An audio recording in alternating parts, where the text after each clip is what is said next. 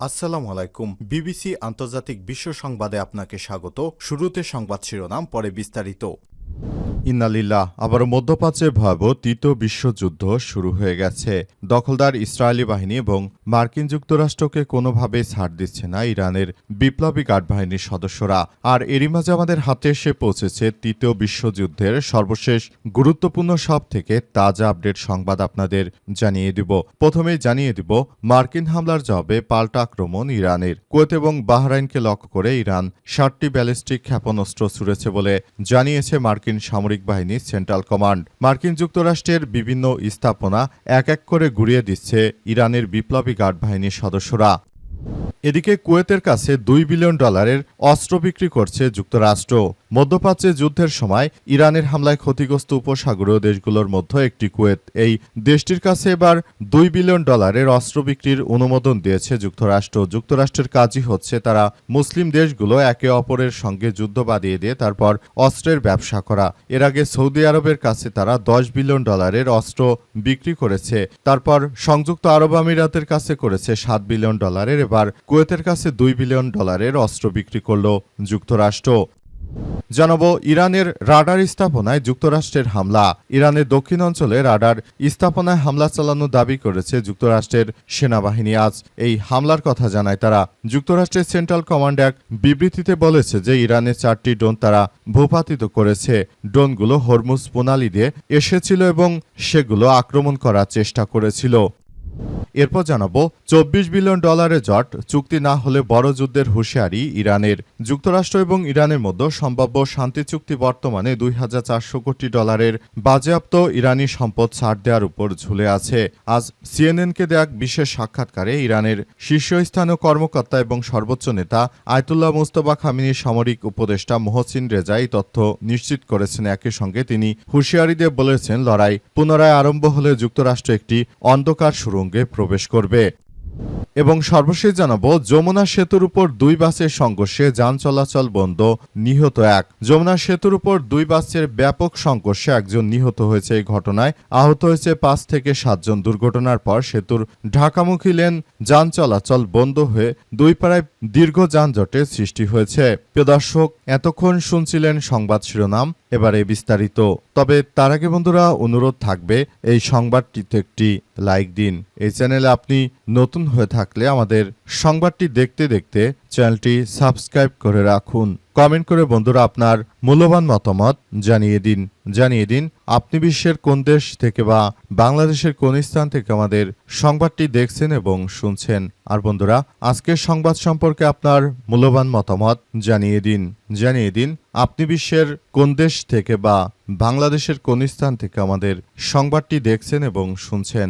আর বন্ধুরা, সংবাদটি আপনার সোশ্যাল মিডিয়া ফেসবুকে শেয়ার করে বন্ধুদেরও দেখার সুযোগ করে দিন। আর বন্ধুরা, গাজা যুদ্ধে আপনি যদি নিরীহ ফিলিস্তিনিদের ভালোবেসে থাকেন, কমেন্ট বক্সে কমেন্ট করে পুরো বিশ্বকে জানিয়ে দিন। এবারে বিস্তারিত।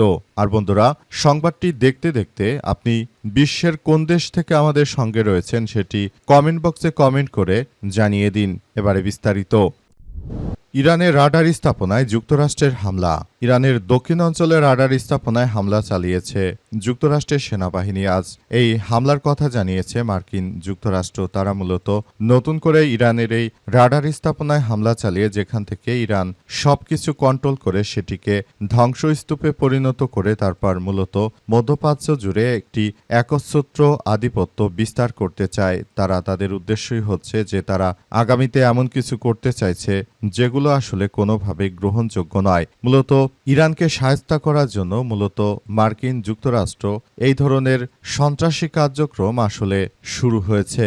মোট কথা, মার্কিন যুক্তরাষ্ট্র এবং দখলদার ইসরায়েলি বাহিনী তারা যে ধরনের আসলে কার্যক্রম শুরু করেছে সে কার্যক্রম থেকে বেরিয়ে যাওয়ার মধ্য দিয়ে মূলত মুসলিমদেরকে এখনই বড় ধরনের কার্যক্রম শুরু করা উচিত। মূলত মার্কিন যুক্তরাষ্ট্র এবং দখলদার ইসরায়েলি বাহিনী তারা যে ধরনের কার্যক্রম শুরু করেছে মুসলিমদের হত্যাকাণ্ডের মধ্য দিয়ে তারা যে সন্ত্রাসী কার্যক্রমগুলো শুরু করেছে সেগুলো আসলে কোনোভাবেই গ্রহণযোগ্য হতে পারে না। তাই মুসলিমদের এখনই এই জায়নবাদী সন্ত্রাসীদের বিরুদ্ধে একজোট হতে হবে। যদি সেটা না পারা যায়, ভবিষ্যতে মুসলিমদের জন্য অনেক বড় ধরনের বিপর্যয় অপেক্ষা করছে।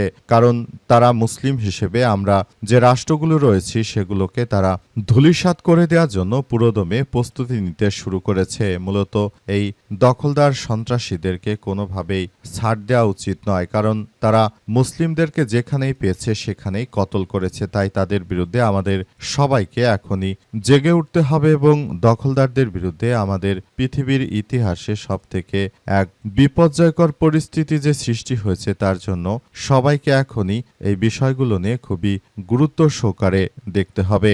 এটি আমাদের সবার জন্য অনেক বড় ধরনের এক বিপর্যয়কর অধ্যায় হিসেবে দাঁড়িয়েছে। আমরা দখলদার জায়নবাদী সন্ত্রাসীদের বিরুদ্ধে পৃথিবীর ইতিহাসে সবথেকে বড় কার্যক্রম আমরা শুরু করব।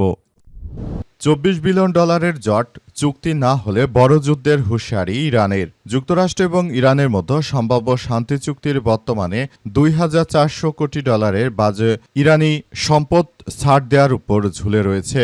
আজ সিএনএনকে দেয়া এক বিশেষ সাক্ষাৎকারে ইরানের শীর্ষস্থানীয় কর্মকর্তা সর্বোচ্চ নেতা আয়াতুল্লাহ মোস্তফা খামেনি সামরিক উপদেষ্টা মোহসেন রেজাই এই তথ্য নিশ্চিত করেছেন। তিনি জানান যে হুঁশিয়ারি দিয়ে বলেছেন যে লড়াই পুনরারম্ভ হলে যুক্তরাষ্ট্র একটি অন্ধকার সুড়ঙ্গে প্রবেশ করবে। মূলত মার্কিন যুক্তরাষ্ট্র তারা শুরু থেকে ইরানের বিরুদ্ধে যে সন্ত্রাসী কার্যক্রমগুলো শুরু করেছে সেগুলো ইরান কখনোই মেনে নেবে না। তাই ইরান এই মার্কিন যুক্তরাষ্ট্রের এই হামলাকে প্রতিহত করার মধ্য দিয়ে মূলত নিজেদেরকে এক ধাপ অনন্য শিখরে এগিয়ে নিয়ে যাচ্ছে।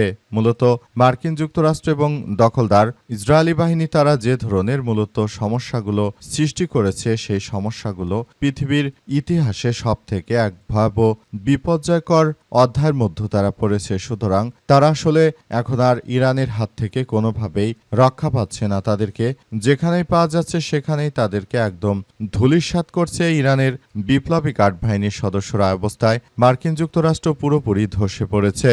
মার্কিন যুক্তরাষ্ট্রের সেনারাই এখন যুদ্ধের ময়দান থেকে পালিয়ে যাচ্ছে, কারণ তারা ইতিমধ্যে উল্লেখ করেছে যে তারা এই যুদ্ধ আসলে করতে চাচ্ছে না। এ অবস্থায় তারা আসলে পুরোদমে ইরানের কাছে ধরাশায়ী হচ্ছে। মার্কিন হামলার জবাবে পাল্টা আক্রমণ ইরানের। কুয়েত এবং বাহরাইনকে লক্ষ্য করে ইরান 7টি ব্যালিস্টিক ক্ষেপণাস্ত্র নিক্ষেপ করেছে বলে জানিয়েছে মার্কিন সামরিক বাহিনীর সেন্ট্রাল কমান্ড বা সেন্টকম। হরমুজ প্রণালীর দিকে ধেয়ে আসা ইরানের আক্রমণাত্মক ড্রোন ভূপাতিত করা এবং ইরানি রাডার সাইটগুলোতে মার্কিন সামরিক বাহিনীর হামলার মাত্র কয়েক ঘন্টার পরই ইরান এই ক্ষেপণাস্ত্রগুলো উৎক্ষেপণ করে। সেন্টকমের এক বিবৃতিতে বলা হয়েছে যে প্রাথমিক মূল্যায়নে দেখা গেছে যে ইরানের ছোড়া ক্ষেপণাস্ত্রগুলোর মধ্যে 6টি মাঝ আকাশেই প্রতিহত করা হয়েছে এবং সপ্তম ক্ষেপণাস্ত্রটি তার নির্ধারিত লক্ষ্যবস্তুতে পৌঁছাতে ব্যর্থ হয়েছে। তবে মার্কিন যুক্তরাষ্ট্র যতই মিথ্যাচার করুক না কেন, প্রকৃতপক্ষে ইরানের প্রতিটি হামলায় টার্গেটে লক্ষ্যবস্তুতে সরাসরি আঘাত এনেছে এবং মার্কিন যুক্তরাষ্ট্র তারা পুরোপুরি ইরানের এই হামলায় ধরাশায়ী হয়েছে।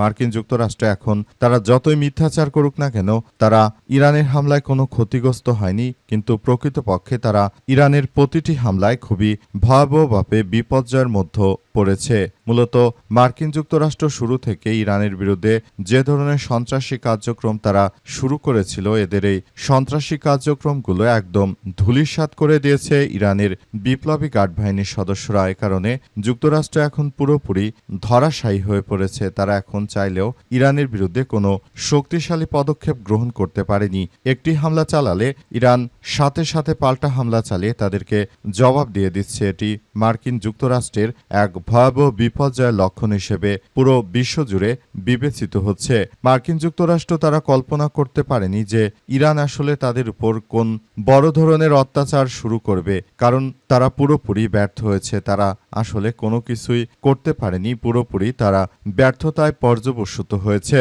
বর্তমান সময় ইরান হচ্ছে পৃথিবীর মধ্যে সবথেকে বড় সুপার পাওয়ার হিসেবে আবির্ভূত হয়েছে। তাই ইরানের সামনে তারা কোনোভাবেই নিজেদেরকে যুদ্ধে জয়লাভ করতে পারছে না যুক্তরাষ্ট্র। কুয়েতের কাছে $2 বিলিয়ন অস্ত্র বিক্রি করছে যুক্তরাষ্ট্র।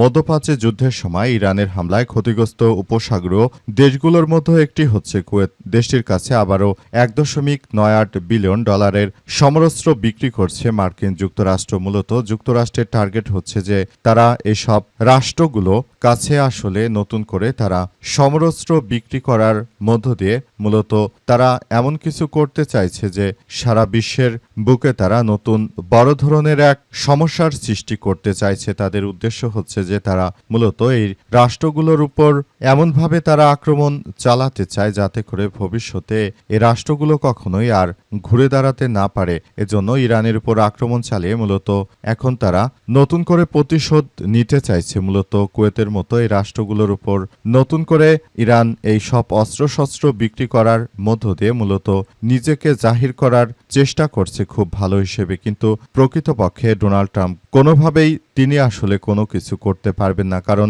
তিনি আসলে পৃথিবীর সবথেকে নিকৃষ্ট এক সন্ত্রাসী প্রেসিডেন্ট। কারণ তিনি শুরু থেকে ইরানের বিরুদ্ধে যেসব সন্ত্রাসী কার্যক্রম চালিয়েছেন সেই কার্যক্রম আসলে কোনোভাবেই মেনে নেয়ার নয়। কুয়েতের কাছে অস্ত্র বিক্রি করে মূলত মুসলিম রাষ্ট্রগুলোকে একটির বিরুদ্ধে আরেকটিকে যুদ্ধে লাগিয়ে দেওয়ার চেষ্টা করছে সন্ত্রাসী ডোনাল্ড ট্রাম্প। কিন্তু তিনি যতই চেষ্টা করেন না কেন তার শেষ পর্যন্ত আসলে কোনো কিছুই তার কাজ হবে না বলে এমন তথ্য সামনে এসেছে।